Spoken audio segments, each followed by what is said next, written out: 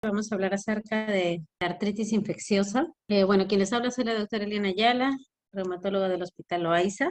En sí, la artritis infecciosa es el término que hace referencia al proceso inflamatorio originado por la colonización de una articulación por parte de un microorganismo. ¿Qué quiere decir esto? Que un microorganismo va a ingresar dentro de una articulación que tiene condiciones o hay cierta predisposición para que eso ocurra. Ahora, la artritis séptica generalmente se considera cuando es una etiología bacteriana y para nosotros es una urgencia reumatológica. Esta urgencia reumatológica, ¿por qué la consideramos? Porque nos va a generar una destrucción de la articulación y una pérdida funcional, la cual va a ser irreversible. Entonces, lo ideal es de que uno logre actuar rápidamente para evitar así de que la articulación termine dañada y con más lesiones, ¿no? Las cuales ya no puedan ser revertidas. La tasa de mortalidad es el 15%, la incidencia más o menos es de 6 por 100.000 habitantes año.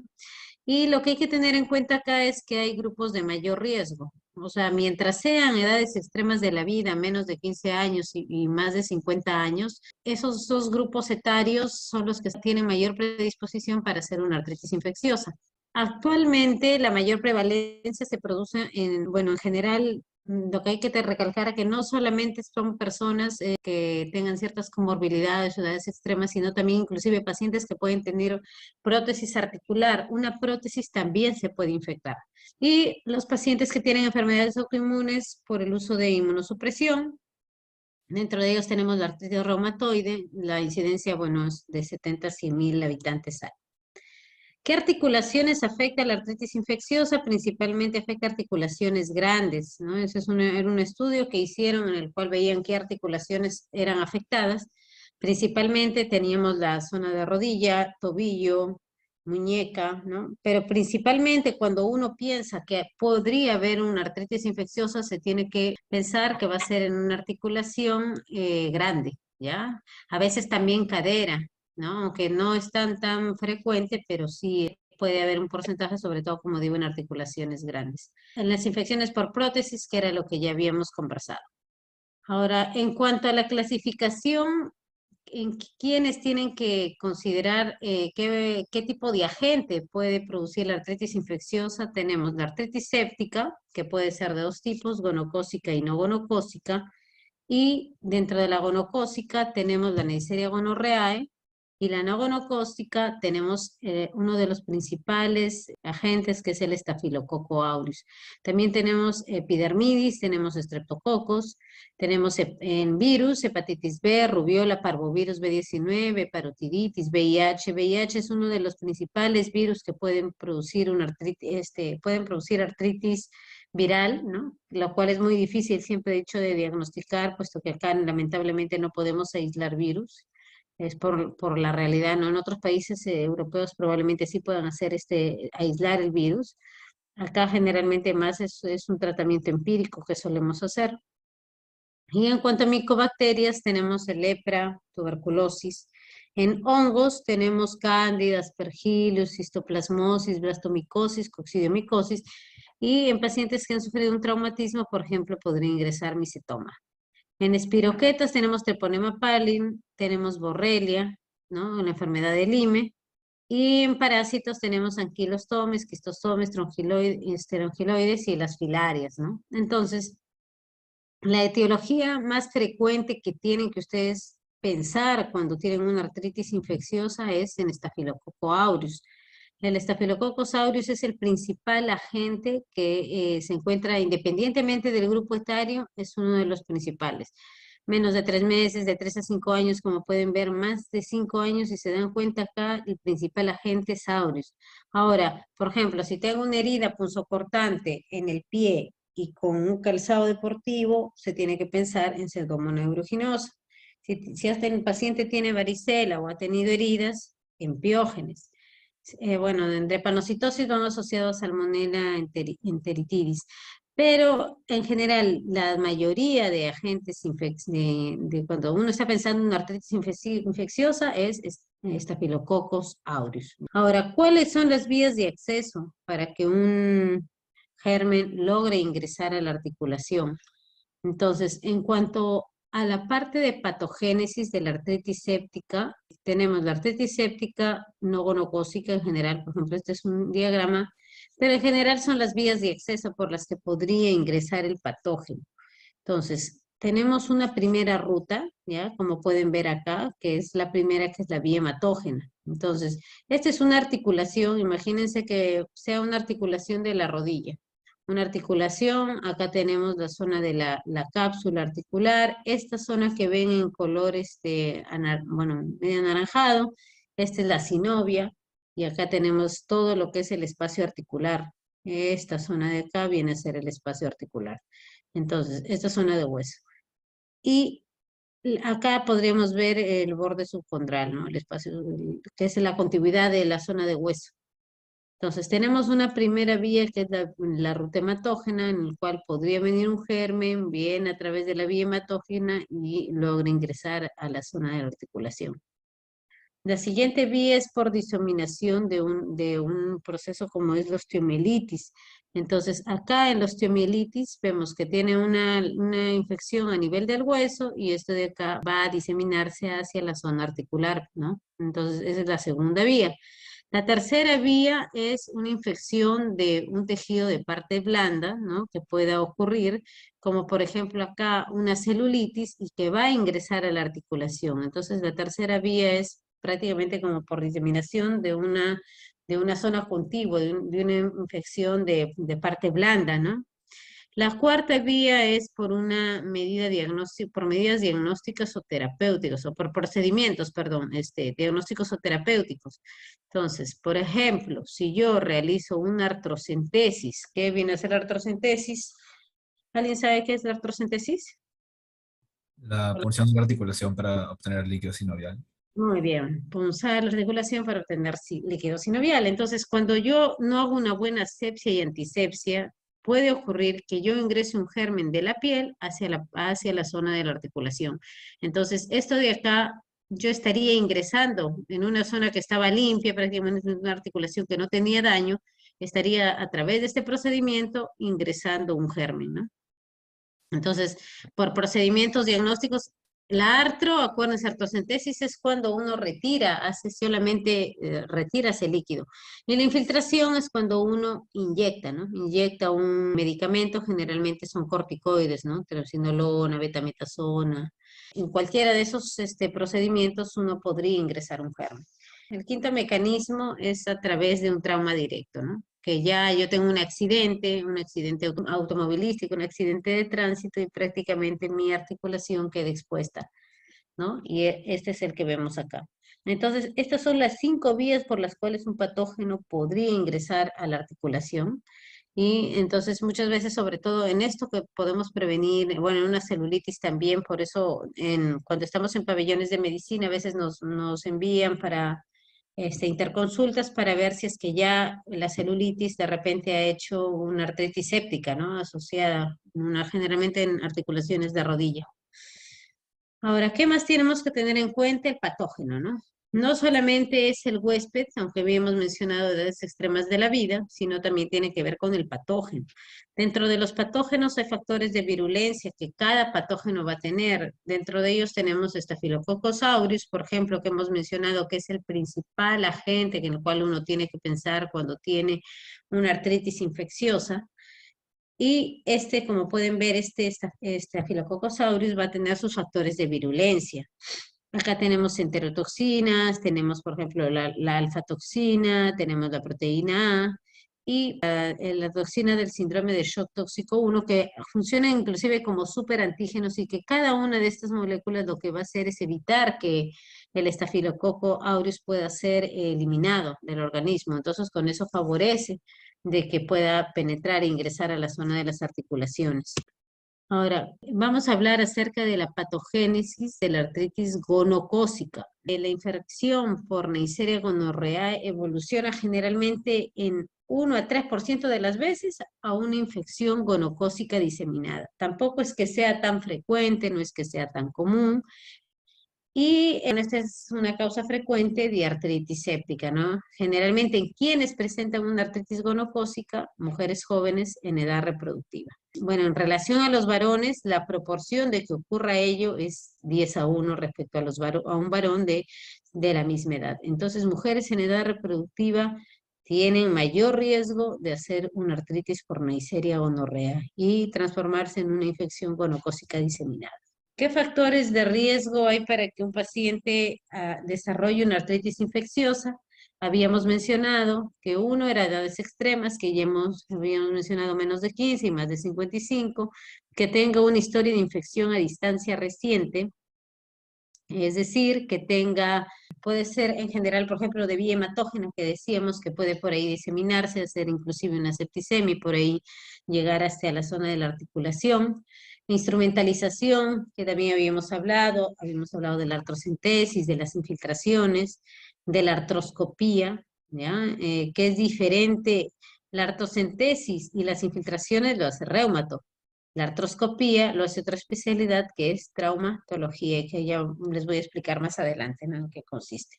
Pacientes que están inmunodeprimidos, por ejemplo, que consumen corticoides, pacientes alcohólicos, pacientes que son adictos a las drogas parenterales, a infección por VIH, a existencia previa de una, si es que existe una enfermedad articular previa, por ejemplo, una paciente que tiene artritis reumatoide y que tiene un daño en la articulación, es como que más propensa, tiene mayor factor de riesgo para desarrollar una artritis infecciosa. O un paciente que tiene artrosis. ¿Qué es la artrosis? ¿Alguien sabe qué es la artrosis? Degeneración del cartílago articular, doctora. Muy bien, Víctor. Entonces, es la degeneración, el daño a nivel del cartílago articular, o sea, es lo que recubre a la zona de la articulación, el recubrimiento que va a haber. Eso de ahí viene a ser el daño que se produce, que generalmente está asociado a la edad, a factores mecánicos que pueda tener el paciente. Entonces, si es una articulación que está dañada, más fácil que ocurra una artritis infecciosa. Ahora, en comorbilidades tenemos también pacientes que tienen diabetes, que tienen una neoplasia, que tienen una insuficiencia renal, tienen mayor riesgo de desarrollar una artritis infecciosa. ¿Cuál es el cuadro clínico de las artritis infecciosas? Como pueden ver en la fotografía, una artritis infecciosa se va a caracterizar, obviamente que al inicio, cuando recién inicia, no se ve tan rojo y eritematoso, pero cuando ya avanza en el tiempo, sí empieza a producir este calor local, este eritema y aumento de volumen, entonces en la articulación. Ya prácticamente cuando una rodilla está así, es muy evidente que pues probablemente tenga una infección articular, ¿no?, dentro de la articulación. Pero muchas veces los pacientes no llegan así solamente con bastante grado de eritema, sino vienen con aumento de volumen y de repente un leve enrojecimiento, ¿no? Entonces, en cuanto al cuadro clínico, ahí uno sí tiene que tratar de diferenciar cómo ha sido la manifestación, si ha tomado una articulación, son dos articulaciones, es oligo o es poli. Entonces, ¿cuándo uno dice que es oligoarticular? ¿Alguien sabe? De 1 a 4 articulaciones. Ya, Víctor, muy bien. De 1 a 4 articulaciones es olivo. Poliarticular es de 5 en adelante. Entonces, cuando uno tiene una articulación, solamente una articulación que esté inflamada, bueno, que se haya producido una artritis, ¿no? Porque artritis es que ya hay líquido dentro de la zona de la articulación. ¿Qué quiere decir? En la figura que yo les he colocado antes, va a haber la inflamación, pero en esta zona de acá, ¿no? Todo esto distiende, se hincha y se va a empezar a formar líquido sinovial dentro de la articulación. Entonces la articulación va a estar roja, eritematosa. Y esto de acá, cuando hay líquido dentro de la articulación, y está dolorosa, nosotros le llamamos que esa articulación tiene una sinovitis, ¿no? Entonces, esa es la inflamación. Y lo que justo Víctor hablaba era acerca del cartílago articular que está recubriendo acá y que eso se daña, pero eso es algo totalmente diferente con las artritis que hemos estado hablando. Entonces, cuando es monoarticular, una artritis monoarticular aguda, el primer agente que tienen que pensar es Staphylococcus aureus, como habíamos mencionado, si es monoarticular aguda. Si es monoarticular, pero crónica, ya, monoarticular crónico, lo primero que tienen que pensar es tuberculosis, ¿ya?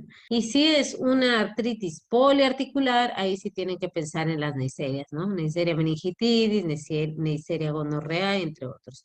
Pero entonces acuérdense, cuando es monoarticular, Staphylococcus aureus. Ahora, Los gérmenes piógenos en forma aguda habitualmente tienden a producir una artritis que es monoarticular, con predilección por articulaciones grandes, como por ejemplo habíamos dicho las caderas, las rodillas, el hombro. El 10 al 15% son oligoarticulares o poliarticulares y generalmente el dolor tiende a ser espontáneo, a la digitopresión, a la movilización activa, así como pasiva, ¿no?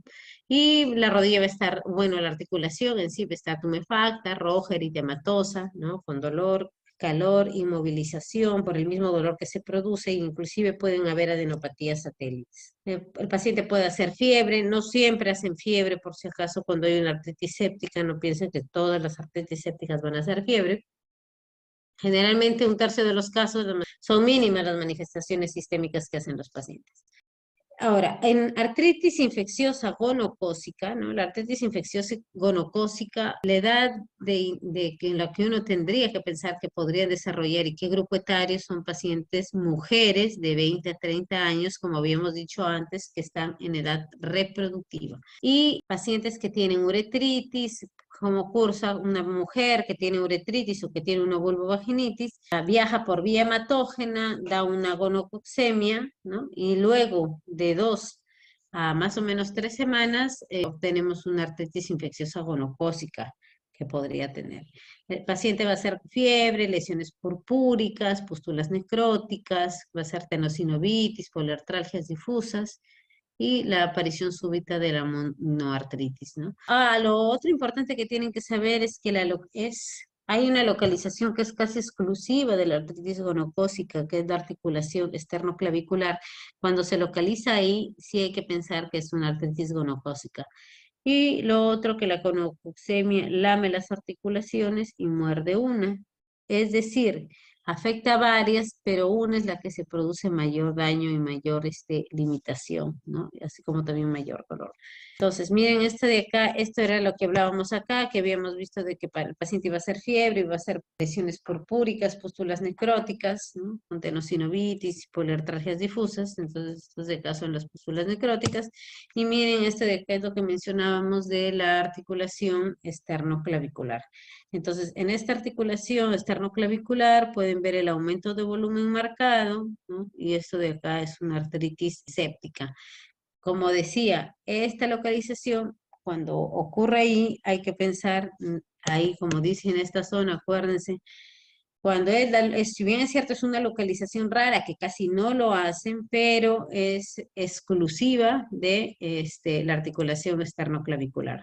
La gonorrea generalmente ese es su patrón, lame las articulaciones y muerde una, por eso alguien me está preguntando por el chat que tiende a ser poliarticular, pero si ven en esta imagen es lo típico, ¿no? Pero no siempre, por acá debe estar también la neisseria, o sea, si bien es cierto, lame varias y como que afecta una principalmente, ¿no? Entonces esa es la que como que mayor se centra, pero también miren acá, puedes tener una Neisseria gonorrea y que te dé un compromiso monoarticular.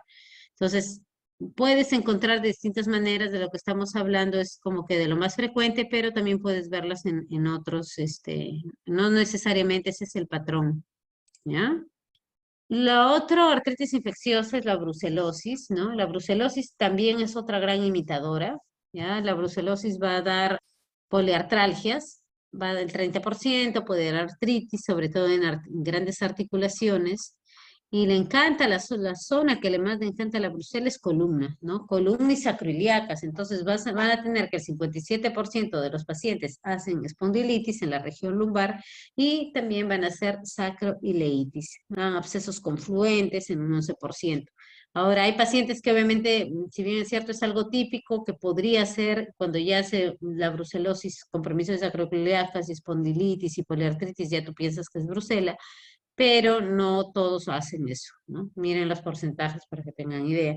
Y en general pueden haber varias manifestaciones en un mismo enfermo, ¿no?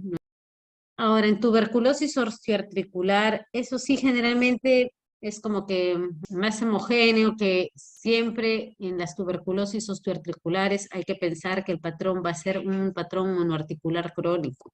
Es más raro que una TB haga un patrón poliarticular.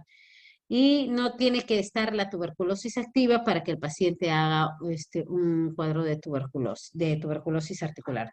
Entonces, predominen las epífisis y metáfisis de los huesos largos.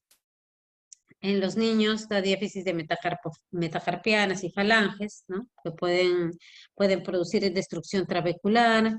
Y solo en un 10% de casos coexiste una TB pulmonar activa en el momento del diagnóstico. O sea, solamente 10% de todos los pacientes pueden tener una TB activa y a cursar con una artritis infecciosa por tuberculosis, ¿no? Solo 10 de ellos.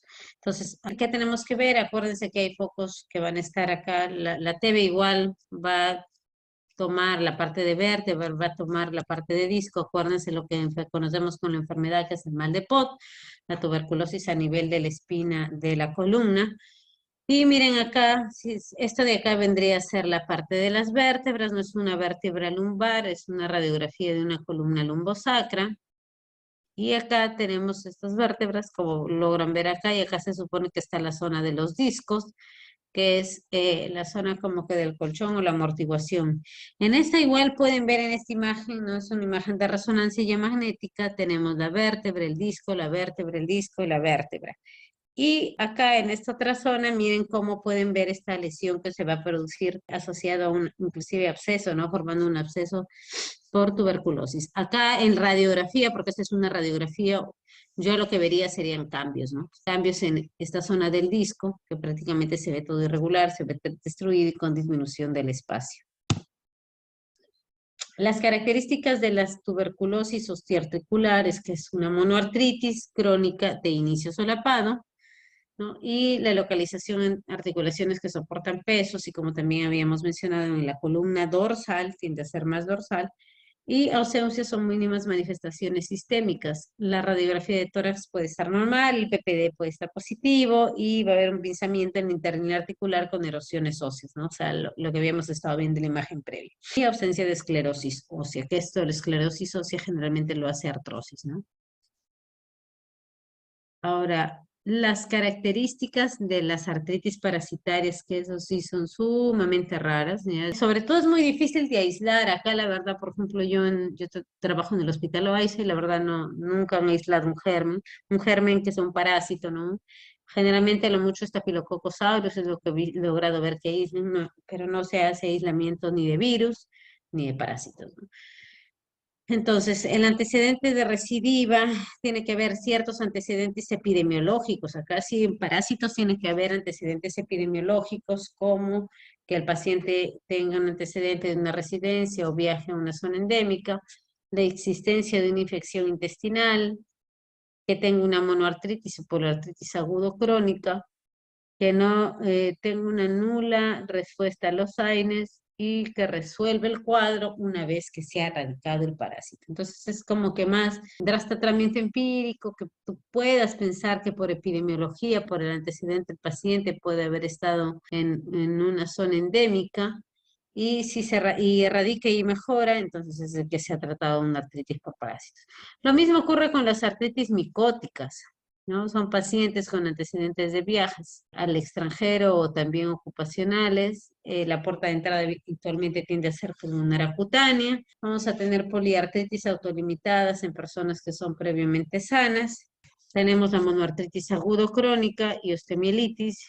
Y el diagnóstico está basado en la identificación del hongo en el líquido articular o en los tejidos.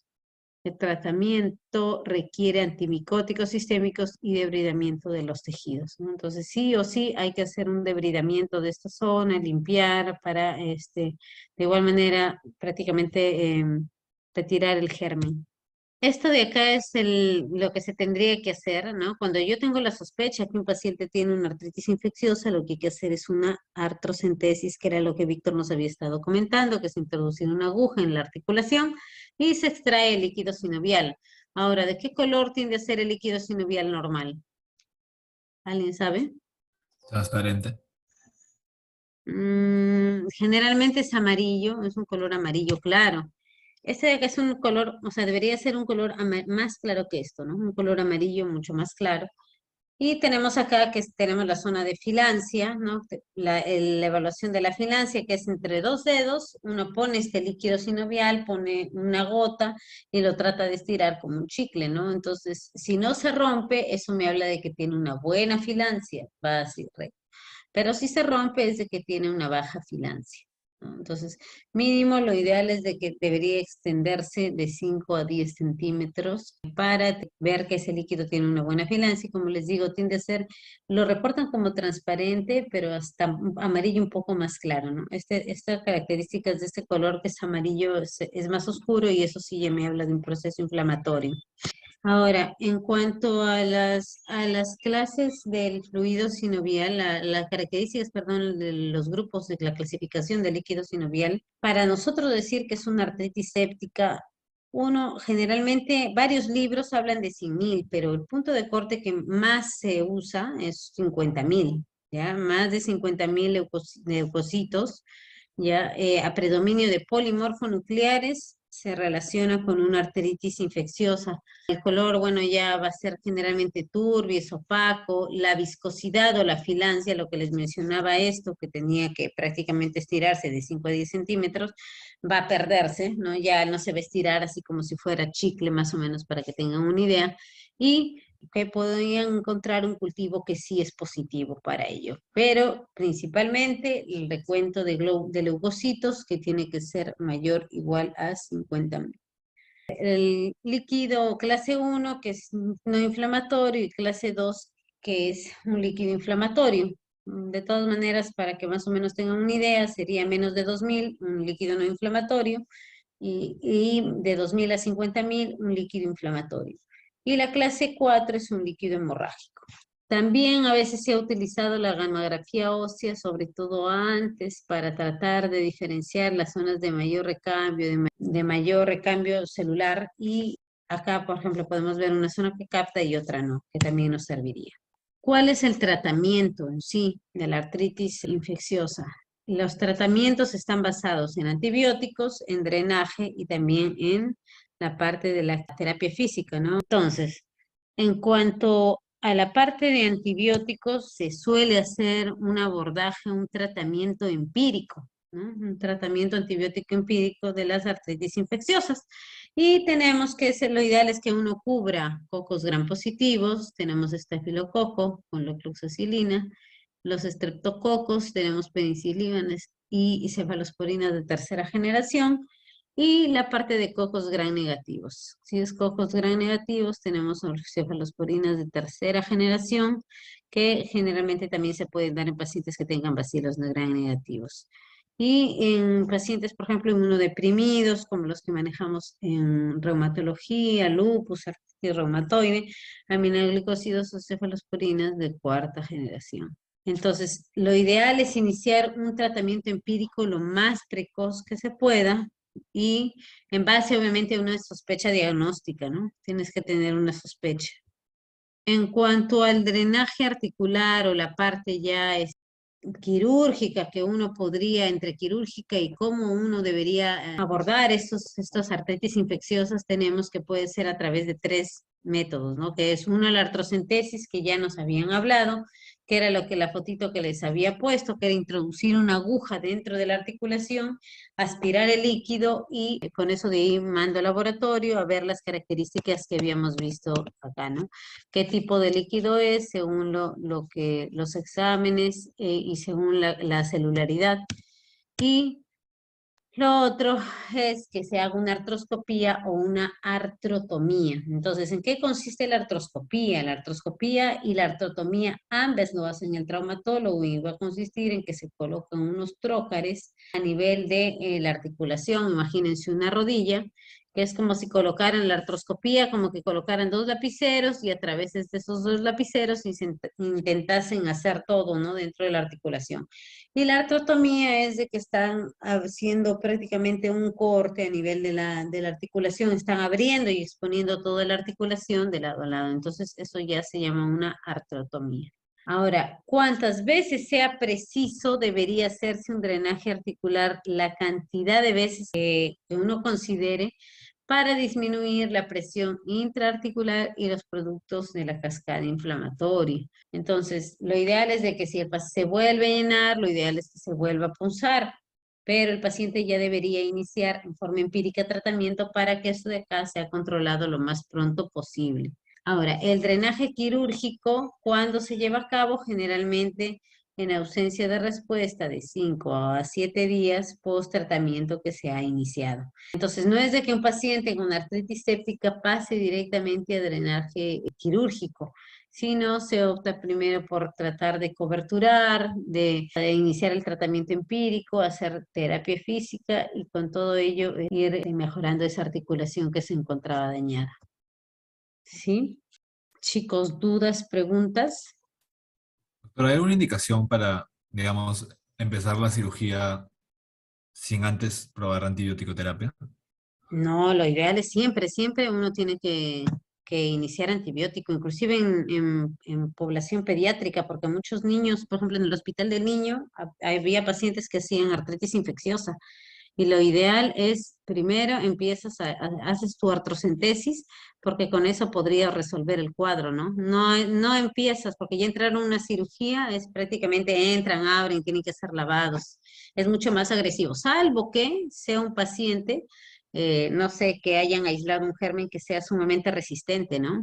Que tengas no sé, una pseudomona o algo que sea muy resistente a antibióticos y que lo ideal probablemente su respuesta va a ser baja y de repente ahí en esos casos sí se podría entrar directamente a limpieza quirúrgica, ¿no? Pero generalmente es así, primero va reumato, que hacemos las artros, se empieza el tratamiento empírico y cuando ya no responde, el paciente pasa a traumatología para el tratamiento quirúrgico. Gracias, doctora. Doctora, cuando dice drenaje quirúrgico se refiere a artroscopía y artrotomía, ¿verdad? Sí, el quirúrgico ya es que vaya a una artroscopía y es artrotomía. Además de que tienen que tener en consideración que para que ya traumato, bueno, no sé si han estado probablemente ya van a ir a los hospitales y ahí van a ver cuánto demoran en programar un paciente. Para que te programen un paciente para cirugía, pues tienen generalmente un mínimo una semana y esperar. Una semana, 2 semanas, entonces nunca les dan, o sea, por ejemplo, si tienen sala, van a priorizar gestantes, van a priorizar cosas de en verdad emergencia, ¿no? No sé, fracturas, otras cosas que entrar para hacer una limpieza quirúrgica, ¿no? Para entrar, porque en la limpieza quirúrgica entran y tienen que hacer el lavado. Es algo que la verdad para ellos, para los traumatólogos, si bien es cierto para los reumatos, para nosotros es una emergencia, pero para ellos no es algo tampoco que con antibióticos, con terapia, podría ir resolviendo, ¿no? Y con las artrocentesis. Entonces, sí es tedioso que te programen en un paciente para realizar una limpieza quirúrgica, como te digo, para ello van a pedir, no van a entrar de inicio, demora como una semana que te programen un paciente, ¿no? Entonces, lo ideal, pues sí sería que si es que es un paciente que ya el tercer día ves que no responde, inmediatamente entre ya sea artroscopía, que es menos invasivo porque entran con tróqueres, la artrotomía ya es muchísimo más invasivo, pero generalmente es cuando la rodilla está totalmente destruida, ¿no? Y ya tienen que entrar porque ya ahí no van a poder visualizar bien, ¿no? Doctora, y disculpe, aparte de la no respuesta por 5 o 7 días, ¿hay alguna otra indicación para drenaje quirúrgico? Generalmente, o sea, como te digo, eso es lo último, en lo que se trata de llegar al drenaje quirúrgico, ¿no? O sea, en sala de operaciones. Por los costos inclusive, es costoso, ¿no? Es entrar a una operación y tiene más de riesgo que hacer una artroscopía, ortotomía. No, generalmente es cuando el paciente no ha respondido, pero es rarísimo que un paciente vaya a limpieza quirúrgica.